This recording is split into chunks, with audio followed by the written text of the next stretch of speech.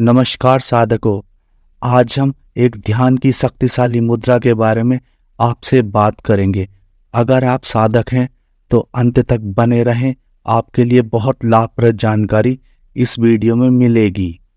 साधकों, आपने भगवान विष्णु को क्षीर सागर में लेटे हुए देखा है। उनकी अनेक तस्वीरें देखी होंगी। उनकी मुद्रा हमेशा होती है, सिर के नीचे हाथ होता है, पैर के ऊपर पैर रखे हुए होते हैं। क्या आप जानते हैं इस मुद्रा का सच क्या है? भगवान विष्णु क्षीर सागर में क्यों इस मुद्रा में हमेशा दिखाए जाते हैं? तो दोस्तों, चलिए मैं आज आपको बता देता हूं। आपको जानकर आश्चर्य होगा। ये मुद्रा ध्यान की मुद्रा है। इस मुद्रा में साधारण मनुष्य भी रहना सीख लेगा, तब उसका फायदा साधक को अवश्य मिलेगा। इस मुद्रा के विशेष लाभ हैं। इस मुद्रा में आपको विचार नहीं आते हैं, और अगर आपको विचार आते भी हैं तो बहुत कम विचार आते हैं। इस मुद्रा में आपकी श्वास नीचे ब्रह्मरंध्र तक जाती है, जो ब्रह्मरंध्र कुंडलिनी शक्ति का द्वार है। आप सब कुंडलिनी के बारे में तो जानते ही हैं।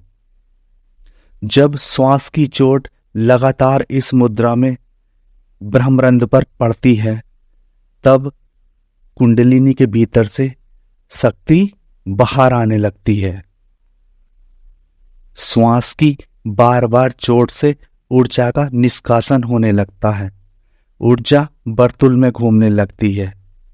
सिर के नीचे हाथ और पैर पर पैर रखने से एक गोलाकार वर्तुल भी बनता है, जिसके कारण ऊर्जा तेजी से घूमने लगती है। किसी भी साधक के साथ ऐसा हो सकता है, वह इस मुद्रा के दौरान शरीर से बाहर निकल जाए। साधक का सूक्ष्म शरीर कुछ क्षण के लिए बाहर जा सकता है। इस मुद्रा की सबसे बड़ी विशेषता यही है, इस मुद्रा में साधक शांत बहुत जल्दी हो जाता है। साधकों, आपने देखा होगा, जब शिशु मां के पेट में होता है तब उसके दोनों पैर नाभि से सटे होते हैं, जबकि शिशु उस समय बिना होश के जीवित रहता है। उसे अपने होने का कोई आभास नहीं होता है, फिर भी वह जीवित रहता है। आपको नहीं पता है तो मैं बता देता हूं। उस शिशु के भीतर ऊर्जा वर्तुल में घूमती है। शिशु के शरीर में कोई हरकत न होने के बावजूद भी शिशु जीवित रहता है। इसका कारण है उसका मां के पेट में लगाया हुआ आसन, क्योंकि जिस पोस्चर में शिशु मां के पेट में होता है, उस आसन की वजह से ही शिशु में ऊर्जा लगातार घूमती रहती है और शिशु जीवित रहता है। क्योंकि शिशु जिस आसन में पेट में होता है, वह आसन ऊर्जा को सुचारू रूप से घूमने में मदद करता है। शरीर में ऊर्जा घूमने का उपक्रम भी यही है। शरीर में ऊर्जा का वेग बढ़ाने के लिए इससे अद्भुत आसन संसार में नहीं है, क्योंकि इस आसन का निर्माण किसी मानव ने नहीं किया है। इस आसन का निर्माण स्वयं प्रकृति ने किया है। आपने अक्सर देखा होगा, आपके घर में छोटे बच्चे होंगे, वह करवट बदलते दोनों हाथों को जांघों के बीच में दबाकर घुटनों को नाभि से लगा लेते हैं और सो जाते हैं। ऐसा छोटे बच्चे अक्सर ठंड के समय करते हैं। वो दोनों घुटनों को सिकोड़कर नाभि पर लगा लेते हैं। इस तरह से सोने से होता क्या है? इस तरह लेटने से बच्चे के अंदर भी ऊर्जा वर्तुल में घूमने लगती है और बहुत तेजी से घूमने लगती है, जिससे छोटे बच्चे को गर्मी का एहसास बढ़ जाता है और वह ठंड से बच जाता है। लेकिन इस मुद्रा की एक विशेषता और है, जो शायद आपने कभी नोट नहीं की होगी। जो भी बच्चा ऐसे सोएगा, उसके जंडांग में पूरी रात शक्ति बनी रहेगी। इसका कारण भी उस बच्चे का यह आसन है, क्योंकि आप सब जानते हैं कुंडलिनी से ऊर्जा निकलती है, तो इस आसन में भी कुंडलिनी से अधिक ऊर्जा का निष्कासन हो जाता है और मूलाधार चक्र में ज्यादा ऊर्जा आ जाती है, जिसके कारण बच्चा पूरी रात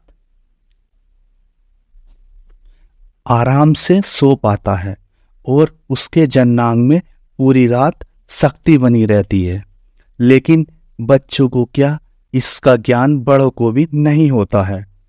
अब बच्चे को क्या मालूम ये आसन भी है, लेकिन छोटे बच्चे ने माँ के पेट में इसका अभ्यास 9 महीने तक किया है, क्योंकि हमें जो प्रकृति देती है उसके प्रयोग के लिए हमें किसी से पूछना नहीं पड़ता है, वह स्वयं ही हो जाता है।